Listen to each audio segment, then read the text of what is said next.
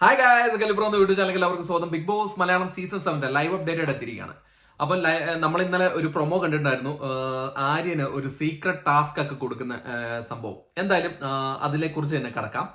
ആര്യന് ഒരു secret task കൊടുക്കുകയാണ് big boss. Confession റൂമിൽ വിളിച്ചിട്ട് ഒരു ഫോൺ കൊടുത്തിട്ട് പറയുകയാണ്, അതായത് നമ്മൾ തമ്മിൽ ഇങ്ങനെ സംസാരിച്ച കാര്യം പുറത്തൊന്നും അറിയാൻ പാടില്ല.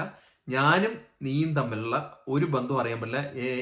എനിക്ക് നിന്നെ അറിയത്തില്ല, നിനക്ക് എന്നെ അറിയത്തില്ല എന്നാണ് ബിഗ് ബോസ് പറയുന്നത്. ഇനി പിടിക്കപ്പെട്ട് കഴിഞ്ഞാൽ എന്നെ ഒറ്റക്കൊടുക്കരുത് എന്നാണ് പറയുന്നത്.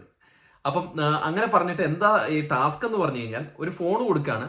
ഫോൺ കൊടുത്തിട്ട് പറയാണ്, നിങ്ങൾക്ക് പല ഭാഗത്തും, വീടുകളുടെ പല ഭാഗത്തും ഈ കഴിക്കാനുള്ള ഭക്ഷണ പദാർത്ഥങ്ങൾ വയ്ക്കും, ബർഗറോ അങ്ങനെ എന്തെങ്കിലുമൊക്കെ വയ്ക്കും. അത് നിങ്ങൾ എടുത്തിട്ട് അത് എവിടെയാ വയ്ക്കുന്നതെന്ന് ഫോണിൽ കൂടെ വിളിച്ചു പറയും. അതെടുത്തിട്ട് എല്ലാവരും ഇരിക്കുന്ന പ്ലേസിൽ പോയിരുന്നിട്ട് കാണാണ്ട് കഴിക്കണം.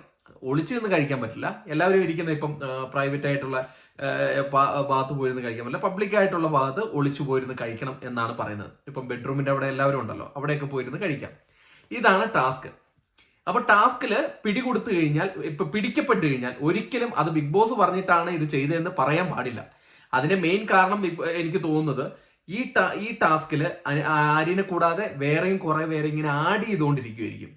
അതാണ് ഈ ടാസ്ക് നടക്കാൻ പോകുന്നത്. അപ്പം ആര്യം പിടിക്കുമ്പോൾ പറയാ ബിഗ് ബോസ് ചെയ്തിട്ട് പറഞ്ഞിട്ടാ ചെയ്തതെന്ന് പറഞ്ഞു കഴിഞ്ഞാൽ ആ ടാസ്ക് അവിടെ തീർന്നു, അവിടെ ഇനി എൻഡായി, ഇനി വേറൊരു ഇതില്ല.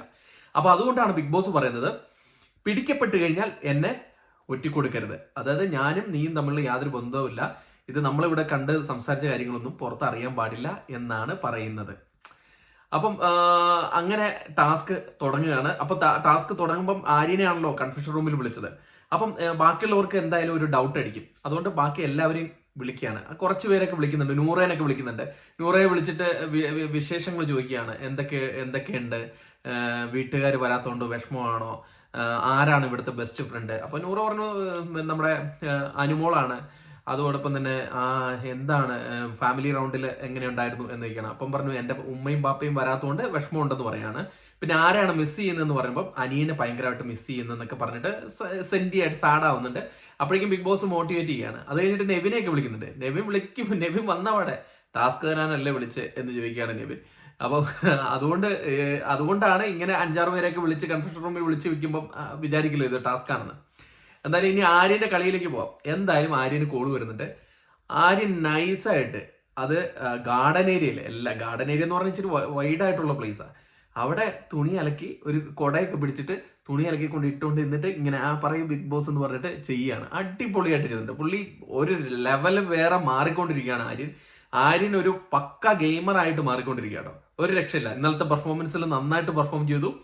അതോടൊപ്പം തന്നെ ഈ ടാസ്കിൽ അടിപൊളിയായിട്ട് പെർഫോം ചെയ്തു. ആ രംഗമൊക്കെ ഭയങ്കര ധൈര്യം. പുള്ളി ഭയങ്കര കൂളാണ്, ഒന്നിനും ഒരു ടെൻഷനില്ല, ഭയങ്കര കൂളാണ്. അതാണെന്ന് തോന്നുന്നു പുള്ളിയുടെ വിജയം.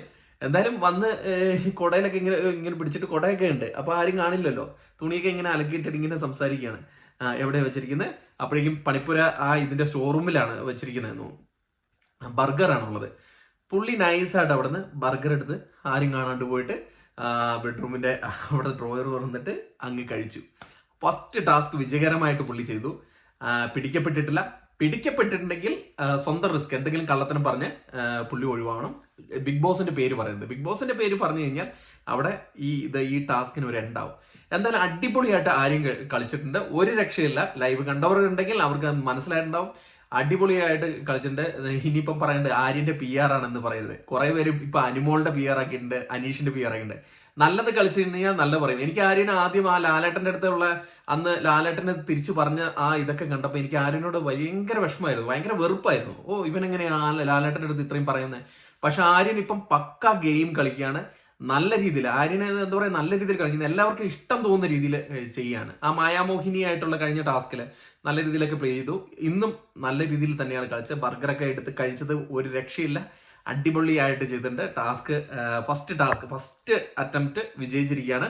അപ്പൊ ഇനി കൂടുതൽ ബിഗ് ബോസ് അപ്ഡേറ്റുകളുമായിട്ട് നമ്മൾ എത്താം, ലൈവ് അപ്ഡേറ്റുകളായിട്ട്. നിങ്ങളുടെ സപ്പോർട്ട് വേണം. നമ്മുടെ ചാനൽ ആരെങ്കിലും സബ്സ്ക്രൈബ് ചെയ്യില്ലെങ്കിൽ ദയവ് ചാനൽ സബ്സ്ക്രൈബ് ചെയ്യുക, ബെല്ലൈക്കൺ അന്ന് കുത്തിപ്പൊട്ടിക്കുക. അതോടൊപ്പം തന്നെ ഹൈപ്പ് ചെയ്യാനും മറക്കരുത് കേട്ടോ വീഡിയോ. അപ്പൊ അടുത്തൊരു വീഡിയോ കാണുന്നവരെ